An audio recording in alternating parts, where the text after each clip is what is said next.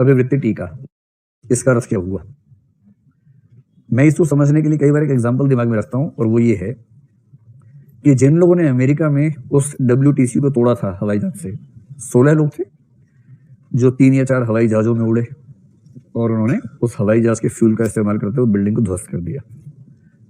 तो मेरा पॉइंट यहां पर यह है समझने का, मतलब एक बात तो मैं ये भी सोचता हूं कि इसके लिए कितनी हिम्मत चाहिए। हम कहते हैं कि आतंकवादी बहुत कायर होते हैं, डरपोक होते हैं, सब कहना ठीक लगता है, कहना भी चाहिए। सच ये नहीं है, बड़ी हिम्मत चाहिए। कल्पना कीजिए कोई आपसे कहे कि हवाई जहाज उड़ाना है, जिस हवाई जहाज में आप बैठे उड़ा रहे हैं उसे बिल्डिंग में घुसा देना है। 600-700 किलोमीटर प्रति घंटा की स्पीड से हवाई जहाज को उड़ाते हुए एक बिल्डिंग में घुसा देना है, और आप ड्राइव कर रहे हैं, सबसे आगे आप बैठे हैं, सबसे पहले मौत उसी की होगी जो ड्राइव कर रहा होगा। एक सेकंड के 1000वें हिस्से में परखच्चे उड़ जाएंगे। इसके लिए हिम्मत चाहिए, कायरता चाहिए, इसके लिए बड़ी हिम्मत चाहिए। अगर डाउट होना, एक काम करना, साइकिल उठाना, साइकिल तेज चला के दीवार पे मारना सामने, सिर्फ साइकिल। साइकिल की स्पीड मुश्किल से 25-30 तक आप लेके जा पाएंगे, उससे ऊपर तो नहीं कर पाएंगे आमतौर पे। 30 की स्पीड पे साइकिल को सामने दीवार में मारना है।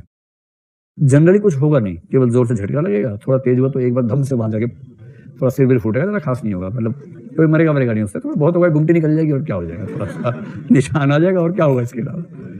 तो आज ट्राई करना और सोचना कि साहस चाहिए या इसके लिए या कायरता चाहिए। साइकिल तो कोई दे देगा, किसी से मांग लेना, मोटरसाइकिल, अरे बाइक तो है ही आप लोगों के पास, बाइक कर लेना, उसमें क्या दिक्कत है। अच्छा कोई बात नहीं है ना, तो एक काम करना, भाग के जाना नाले की तरफ और रुकना मत, ठीक है। साइकिल भी नहीं चाहिए, और आसान है, सामने दीवार है, भाग के जाइए, ब्रेक मत लगाइए, और सिंपल है। साइकिल भी क्यों चाहिए, बिना साइकिल के जाओ।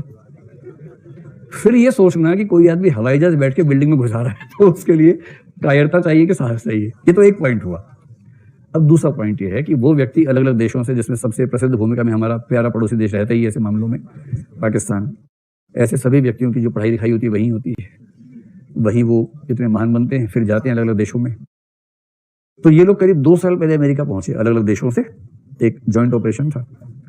2 साल अमेरिका में रहे, 2 साल तक नफरत को सिंचित रखा या संचित रखा, और फिर हमला किया।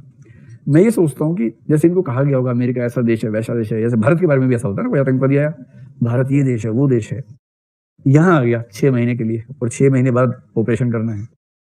उस 6 महीने में या उस 1 साल में वो भारत के लोगों से मिलता ही होगा, सिचुएशन देखता ही होगा, वो भी अमेरिका में देखते ही होंगे कि डेमोक्रेसी कैसे काम करती है, वहां पर आजादी कैसे काम करती है, इंडिविजुअल फ्रीडम का क्या लेवल है, संविधान कैसे काम करता है। 2 साल तक उन व्यक्तियों का दिमाग चेंज क्यों नहीं हुआ? उनका ये एटीट्यूड कि अमेरिका गंदा देश है, 2 साल अमेरिका में रहने के बावजूद चेंज क्यों नहीं हुआ?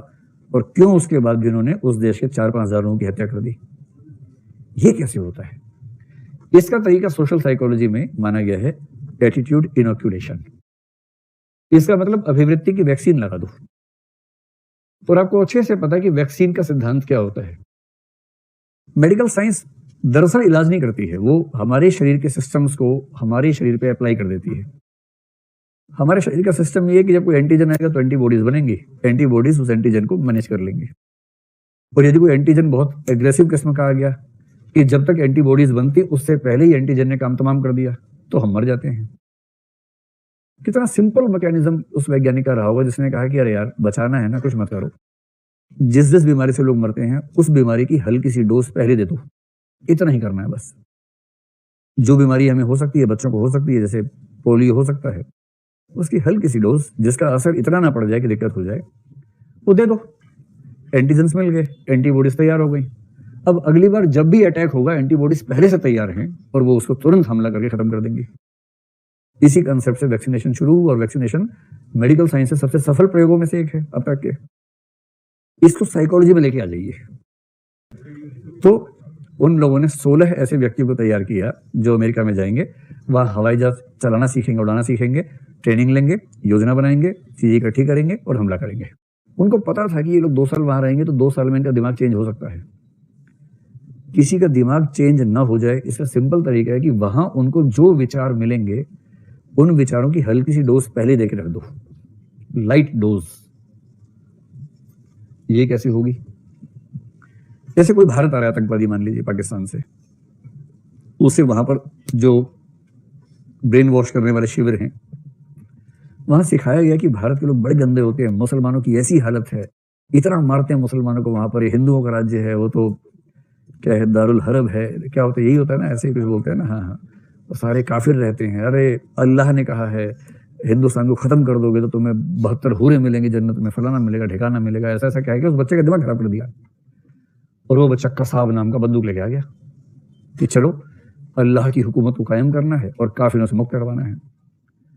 अब ये जो आए, ये तो आए एक ही रात को आए, धड़ गोलियां मारी, गोली खाए, मर गए, खत्म हो गए। एक फंस गया जेल में, वो बाद में मर गया। पर जो आते हैं इस तरह से कि 6 महीने पहले तैयारी भी करनी है। मान लीजिए किसी इलाके में रहे, जब संसद पे हमला हुआ ना, तो संसद के हमलावर आमतौर पर गांधी विहार में रहे थे, कुछ मुखर्जी नगर, कुछ गांधी विहार, कुछ क्रिश्चियन कॉलोनी, यही 3 इलाके थे। और कई महीने रहे वो लोग यहाँ पर। इसका मतलब ये नहीं कि यहाँ रहने वाले सब लोग वैसे होते हैं, है ना, आप चिंता ना करें। तो मान लीजिए कि वो आए और किसी स्थान पर रहने लगे, सुना था कि मुसलमानों की ये हालत, और कहीं सामान खरीदने गए, सब्जी खरीदने गए, सब्जी बेचने वाला मुसलमान है। उससे पूछा, भाई ठीक है यहाँ माहौल? कुछ बोल दे, मैं कन्याकुमारी से आया हूँ या बिहार से आया हूँ, यहाँ मुसलमानों की हालत ठीक रहती है भाई, मैं भी तुम्हारी कौम का ही हूँ। और वो कह रहा है, अरे हुजूर यहाँ सब ठीक रहता है, यहाँ कोई दिक्कत नहीं है, क्या हिंदू क्या मुसलमान, टमाटर सबके लिए जैसा है, खाओ ना तुम, मस्त रहो। अरे सही से बताओ, अरे सही बता रहे, एकदम ठीक है। उस ट्रेनिंग कैंप वाले को पता है कि ये हो सकता है भारत में, और अगर ये हो गया तो ये हमला करेगा नहीं, फिर दिमाग घूम जाएगा। तो पहले क्या सिखाएंगे, देखो हिंदुस्तान के मुसलमान इतने डरे हुए हैं कि खुल के बोल भी नहीं सकते क्या हालत है। किसी से पूछोगे ना, बोलेंगे सब ठीक है, इतना खौफ है। हर जगह कैमरे लगे हुए हैं, केजरीवाल ने लगा दिए, और वो चेक करते हैं कि हंस रहा है कि नहीं हंस रहा है। अगर कोई उदास होकर भी बोले कि सब ठीक है, उसे गोली मार देते हैं। हंस के बोलना होता है कि सब ठीक चल रहा है। इतने मजबूर हैं हमारे भाई लोग वहां पर, इसीलिए तुमको भेज रहे हैं। अल्लाह ने भेजा है कि तुम जाओगे तब मुक्ति होगी। करोगे काम? हाँ मैं करूंगा, अल्लाह के लिए क्यों नहीं करूंगा। अब वो आया, मिल गया मुसलमान सब्जी वाला, उससे पूछा, भाई यहाँ सब ठीक है वगैरह? अरे यहाँ सब ठीक है, कोई दिक्कत नहीं। अच्छा यही बताया था, डरा हुआ है बहुत। कह रहे चिंता ना करो, मैं आ गया हूँ। कह रहे चिंता किस बात की, टमाटर लो जाओ, चिंता किस बात की। कह रहे नहीं मैं समझ रहा हूँ यार, तुम चिंता ना करो, सारे भाइयों की मुक्ति मैं ही करवाऊंगा। कह रहे अरे भाई के ताऊ टिंडा ले, जो लेना है ले, यहाँ कोई दिक्कत नहीं है। कह रहे नहीं नहीं ठीक है। गया रूम पे, डायरी में लिखा, इतने डरे हुए कौम तो पहली बार देखी है। इतना डरे हैं कि हंस हंस के कहते हैं कि हम ठीक हैं। और ये क्यों हो रहा है? टीका पहले लगवा के आया है, एंटीबॉडीज पहले तैयार हैं। कितना ही विचार दे लीजिए, एंटीबॉडीज पहले से तैयार है उसके अंदर, असर नहीं पड़ेगा। और इसलिए जो खतरनाक थिंक टैंक होते हैं, अपने कार्डर्स को या कैडर्स को पहले से एटीट्यूड इनोक्यूलेशन की स्थिति में ले जाते हैं, ताकि उनका एटीट्यूड कोई चेंज कर ना सके। समझिए कहानी। अब अगर मैं आपसे ये कहूं कि एटीट्यूड्स का हमारे विचारों पर क्या प्रभाव पड़ता है, मैं जो कहना चाह रहा था, हमारे विचार बदलेंगे या नहीं, ये इस बात से तय होता है कि हमारे एटीट्यूड्स कैसे हैं। और ये 3 स्थितियां ऐसी हैं जो हमारे एटीट्यूड्स की वजह से नए विचारों को स्वीकार करने से ही खारिज कर देती हैं। यदि कोई व्यक्ति फॉर वार्निंग की सिचुएशन में है, या कम से कम 2 तो मुख्य रूप से हैं, यदि कोई व्यक्ति अपने एटीट्यूड को लेकर इतना आग्रहशील है या आग्रही है कि वो विरोधी बातों को लेकर सिलेक्टिव अवॉइडेंस या बायस एसिमिलेशन की स्टेज में चला गया है, तो आप कितनी भी कोशिश कर लीजिए नए विचारों से, नए विचार उस तक पहुंचेंगे ही नहीं। और इसलिए कोई व्यक्ति नए विचारों को सुनने समझने की ताकत रखता है या नहीं, यह भी काफी हद तक उसके एटीट्यूड से तय होता है। कुछ बुझाया कि बुझ गया? समझ में आ रहा है कि नहीं आ रहा है बताओ? आ रहा है ना? ठीक है। समझना ही तो है, क्या करना है। ठीक है, आया समझ में? आया समझ में? बाकी बात ठीक है, चलिए।